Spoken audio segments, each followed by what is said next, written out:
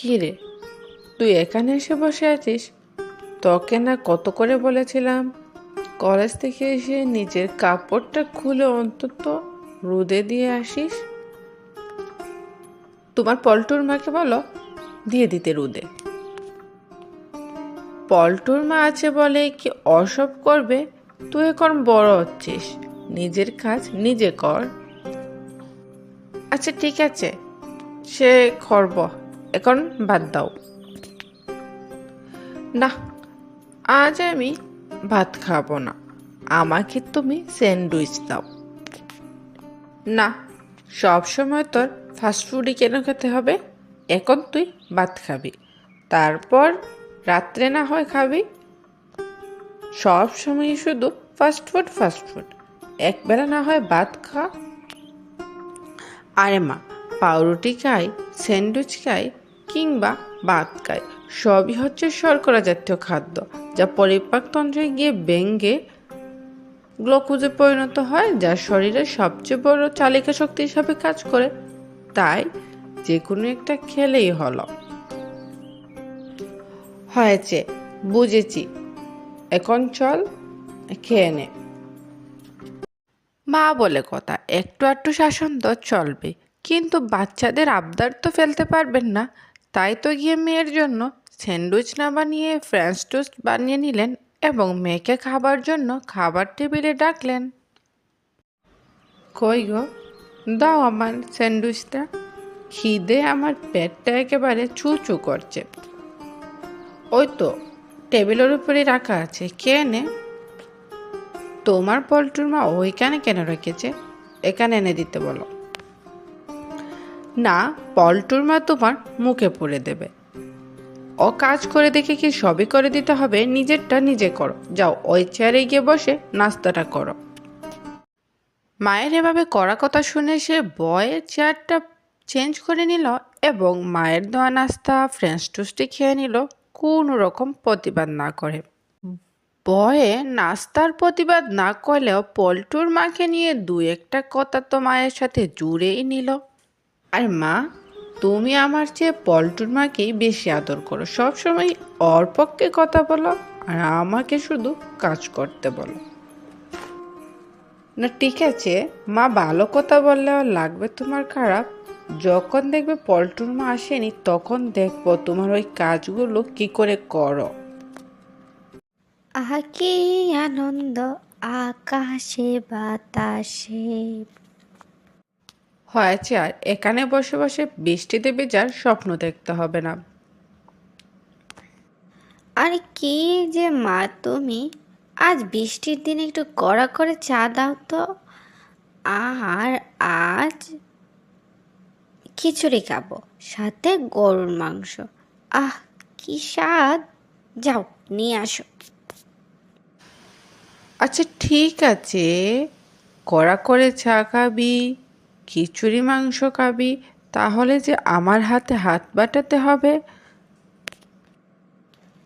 কেন কেন, তোমার হাতে হাত বাটাবো কেন? হয়েছে, আমি হাতে হাত বাটানো বলতে যে আমাকে সাহায্য করতে বলেছি সেটা ঠিকই বুঝেছ। এবার আমার সাথে এসো আর নাটক না করে আমার কাজে সাহায্য করো, তাহলেই সহজে খেতে পারবে। আচ্ছা, আজ তোমার পল্টুর মা কোথায়? আমি কেন কাজে সাহায্য করব? কেন, মাকে কি একদিন কাজে সাহায্য করা যায় না? না, তা করতে পারি, সমস্যা নেই। আজ প্রচণ্ড বৃষ্টি থাকায় পল্টুর মা আসেনি, তাই ঘরের সব কাজ আমাকেই করতে হবে। আর তার উপর এসব রান্না বান্না একা একা করতে পারবো না, তাই তুমি আমাকে সাহায্য করবে, তাহলে সহজেই আমি করতে পারবো। তাড়াতাড়ি এসো। আর একটা কথা, আসার আগে নিজের রুমটা গুছিয়ে এসো। যেহেতু ঘরের কাজ সবসময়ই কাজের মাসি করে দেন, তাই একদিন উনি না আসায় ওদের অনেক বেশি কষ্ট হলো। মেয়েটা রুম গুছিয়ে মায়ের সাথে রান্নাঘরে গিয়ে সবজি কাটা বাছা করা, তারপর পেঁয়াজ রসুন কাটা, রান্না বাড়া সব কিছুতেই যতটুক প্রয়োজন মাকে সে সাহায্য করলো এবং মা মেয়ে মিলে তাদের রান্নাটা শেষ করলো। রান্না বান্না শেষ করতে করতে মেয়ের বাবাও চলে আসলেন। এবার দেখা যাক কি গল্প হয় মা বাবার? সারা বছরই তো অফিসে কাজ করো, একদিন না হয় ঘরে আমার সাথেই কাজ করো। কেন হঠাৎ কাজে সাহায্য করার কথা বলছো? মাসি কি আসেনি? না, পল্টুর মা বৃষ্টির জন্য আসতে পারেনি। মেয়ে আমার কাজে হাত বাটালো, তাই রান্না করে নিলাম। এবার তুমিও কিছু একটা সহায়তা করো, তাহলে আমার কাজটা একটু কমে যায়। আচ্ছা ঠিক আছে, তুমি যখন বলছো করে দেব। কাপড় ধুয়ে দেব আর বাসনটাও ধুয়ে দেব আমি খাবার শেষে। ঠিক আছে? কি অফিসার, আজ দেখি আপনি কাপড়ও ধুয়ে দিবেন আবার বাসনও দিয়ে দিবেন, ব্যাপার কি? আরে সমস্যা নেই, একদিন তো আমি তোমার জন্য করতেই পারি, তুমি বললে তাই বললাম করে দেব। আচ্ছা ঠিক আছে, তাহলে কাপড়টা চেঞ্জ করে চলে আসো, আমি খাবার বেড়ে দিচ্ছি। ওনার স্বামী ফ্রেশ হয়ে আসার পর ওরা ডিনার করতে চলে গেল। বৃষ্টির দিনে মামে মিলে দারুণ মজার খিচুড়ি পাকিয়েছো, খুব মজা হয়েছে। তাড়াতাড়ি খেয়ে নাও, তারপর তো তোমার অনেক কাজ আছে। সে আর কেমন কাজ, ওয়াশিং মেশিনে কাপড় ধুয়ে দেব আর ডিশওয়াশারে বাসন ধুয়ে দেব, শেষ, সিম্পল। আহারে, ডিশওয়াশার আর ওয়াশিং মেশিন দুটাই নষ্ট হয়ে আছে। আজ তোমাকে কষ্ট করে হাত দিয়ে সব করতে হবে। এজন্যই লোকে বলে ভাবিয়া করিও কাজ, করিয়া ভাবিও না। অতিরিক্ত চালাকি থেকে থেকে নিজেই ফেসে গেলাম। আসলে আজকাল আমরা কাজের মাসির উপর এত বেশি নির্ভরশীল হয়ে গেছি, আজ মাসি না আসায় সবই বুঝতে পারছি। অনেক বেশি কষ্ট হয়ে যায় বেচারির, আর আমরা বসে বসে ওকে শুধু ওয়ার্ডারি করতে থাকি। ও বেচারি একা একা কাজ করে, ওর কাজে যদি আমরা সহায়তা না করি তাহলে কি করে হয়? ও গুছিয়ে রাখে, তোমরা সবাই মিলে এটো করো, তারপরও সবগুলো আবার গুছিয়ে নে। এভাবে গোছাতে গোছাতেই ওর দিন চলে যায়। কিন্তু আমরা যদি একটু সহায়তা করি তাহলেই তো হয়।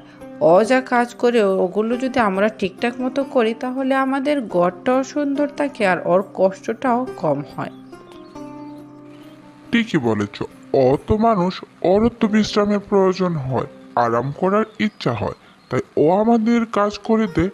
সেই কাজ আমাদেরই পরিষ্কার পরিচ্ছন্ন রাখা উচিত, আর ওকে যতটুকু পারা যায় ওর কাছে সহায়তা করা উচিত। আসলে এই পৃথিবীতে আমরা যেই কাজ করি না কেন সবারই সবার জায়গা থেকে একে অন্যের কাজে সহায়তা করা উচিত, তাহলেই দেশ জাতি সবই সুন্দর হবে। আজকের গল্পটি যদি ভালো লেগে থাকে তাহলে লাইক, কমেন্ট, শেয়ার এবং সাবস্ক্রাইব করে আমার পাশেই থাকবেন। Thanks for watching.